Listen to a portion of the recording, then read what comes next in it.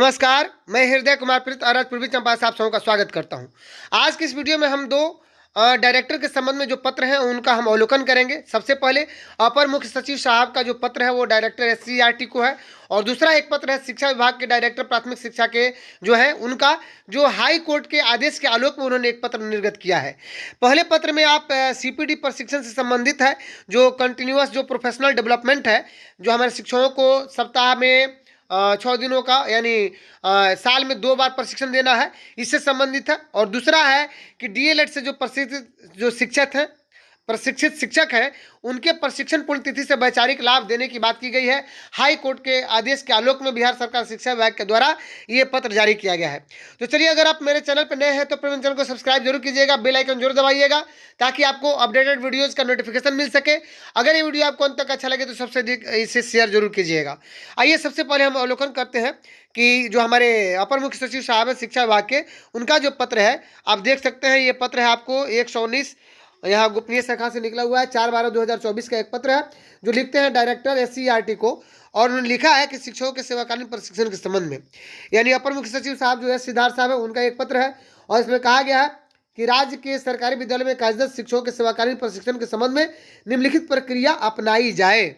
यानी जो भी प्रशिक्षण होगा वह जिस जिले में हमारे शिक्षक पदस्थापित हैं उसी जिले के पदस्थापित जिले में, यानी आपके पदस्थापन जिला में आपका प्रशिक्षण होगा। पहले होता था यूँ कि अगर आप पश्चिमी चंपारण के पदस्थापन में पदस्थापित जिला है, पदस्थापित आप शिक्षक हैं, तो आपको भेज दिया जाता था पूर्वी चंपारण में या समस्तीपुर या मुजफ्फरपुर भेजा जाता था। तो अब ऐसी प्रक्रिया नहीं होगी। अगर पश्चिमी चंपारण के जिला के हमारे जो शिक्षक हैं तो उसी जिले में उनका प्रशिक्षण होगा। दूसरा कि सेवाकालीन प्रशिक्षण हेतु शिक्षकों को कम से कम 1 सप्ताह पूर्व सूचना दी जाए।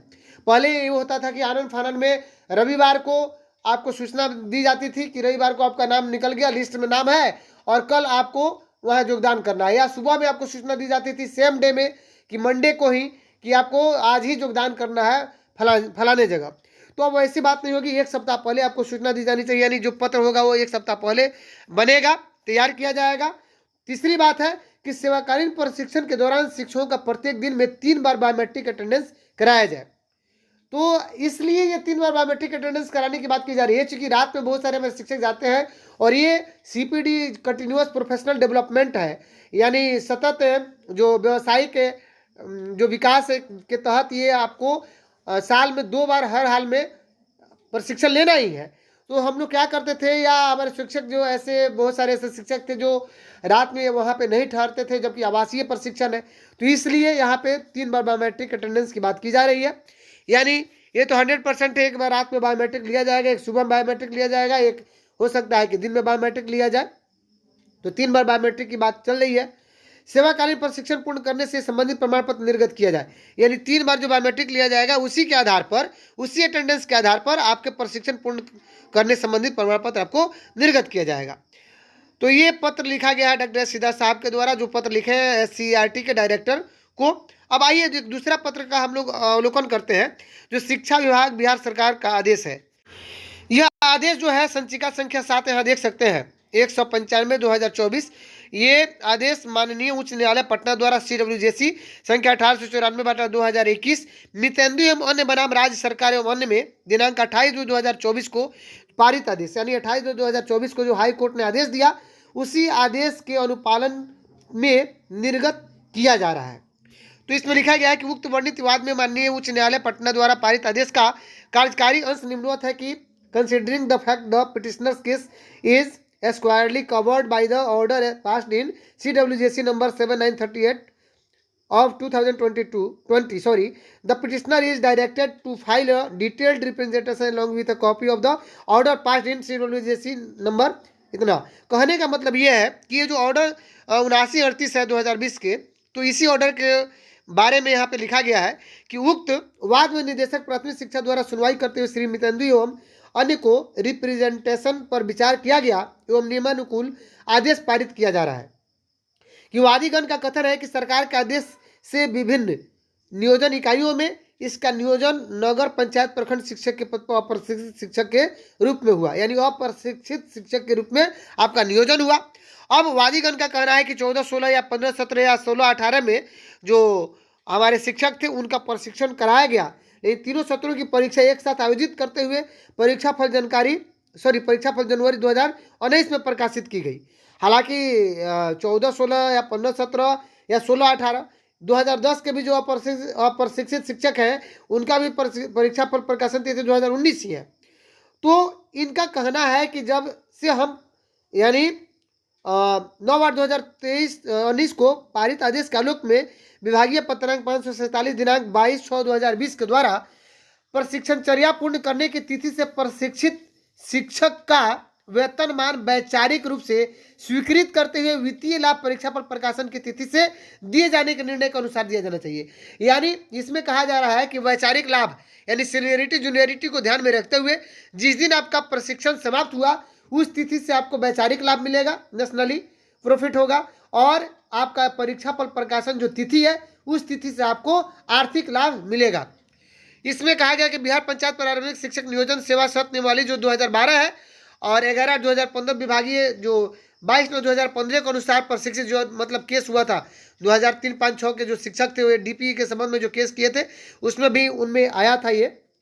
तो इसमें कहा गया है कि अप्रशिक्षित शिक्षकों का अलग अलग वेतनमान निर्धारित है। नियमावली के अनुसार निर्धारित प्रशिक्षण अर्हता प्राप्त शिक्षकों को ही प्रशिक्षित शिक्षक का वेतन दिए है। अंकनीय है कि CWJC नंबर 7938/2020 मनोज कुमार एवं अन्य बनाम बिहार राज्य सरकार एवं अन्य में माननीय न्यायालय द्वारा विभागीय पत्रांक 7 को निरस्त करते हुए वादी को प्रशिक्षणचर्या पूर्ण करने की तिथि से प्रशिक्षित शिक्षक का वेतनमान एवं वित्तीय लाभ देने का आदेश दिया गया है। और देखिए ये तो आदेश दे दिया गया 2020 में, लेकिन अब सरकार जो है यानी शिक्षा विभाग उस आदेश के अगेंस्ट में चली गई। तो माननीय उच्च न्यायालय के उक्त आदेश के विरुद्ध विभाग द्वारा LPA नंबर फिर ये दायर किया गया 2021 में, जबकि 2020 में ये आदेश आया कि प्रशिक्षणचर्या पूर्ण करने की तिथि से ही आपको दिया जाए, लेकिन विभाग फिर LPA अपना दायर करती है और उसके बाद बिहार सरकार बनाम मनोज कुमार एवं ने दायर किया गया जो संप्रति लंबित है, जिसमें किशोर कुमार द्वारा इंटरवेनर पिटीशन दाखिल किया गया है। अतः वादी के दावा को CWJC नंबर इतना जो 16/165/2019 किशोर कुमार बनाम राज्य सरकार एवं के समरूप मानते हुए वादी को प्रशिक्षणचर्या पूर्ण करने की तिथि से प्रशिक्षित शिक्षक का वेतनमान वैचारिक यानी आपको आर्थिक लाभ नहीं मिलेगा रूप से स्वीकृत करते हुए वित्तीय लाभ परीक्षा पर प्रकाशन की तिथि दिए जाने का निर्णय के अनुसार दी जाती है। यानी जो हमारे 14-16 या 15-17 या 16-18 के जो DLED हमारे प्रशिक्षित शिक्षक हैं उनको प्रशिक्षण परीक्षा पर प्रकाशन तिथि से आर्थिक लाभ मिलेगा, लेकिन जैसे ही उन्होंने प्रशिक्षण पूर्ण किया, जब भी उनका सत्र जैसे 14-16 तो 16 से उनका हो गया, 15-17 17 से हो गया उनका, 16-18 यानी 18 से हो गया उनका, या 17-19 तो सीधे 19 हो रहा है। तो 2 साल के बाद जिस दिन प्रशिक्षण उत्तीर्ण किए उस दिन से उनकी जूनियरिटी सीनियरिटी तय की जाएगी, यानी वैचारिक लाभ उनको मिलेगा, लेकिन परीक्षा पर प्रकाशन की तिथि से आपको लाभ मिलेगा। किस चीज़ का? ये लाभ मिलेगा वित्तीय लाभ। जैसे कि आप सबको पता है कि 2020 के नियमावली में या विशिष्ट शिक्षक के नियमावली में भी ये उद्धृत है कि आपकी जूनियरिटी सीनियरिटी जो है विशिष्ट की वो तय की जाएगी निकाय स्तर पर प्रशिक्षित वेतनमान प्राप्त करने की तिथि।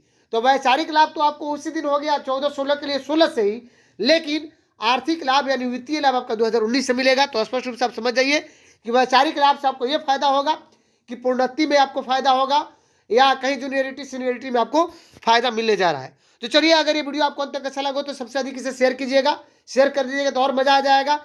अगर आप मेरे चैनल पर नए हैं तो मेरे चैनल को सब्सक्राइब जरूर कीजिएगा, बेल आइकन जरूर दबाइएगा ताकि अपडेटेड वीडियोस का आपको नोटिफिकेशन मिल सके। मिलते हैं नेक्स्ट वीडियो में, तब तक के लिए थैंक यू।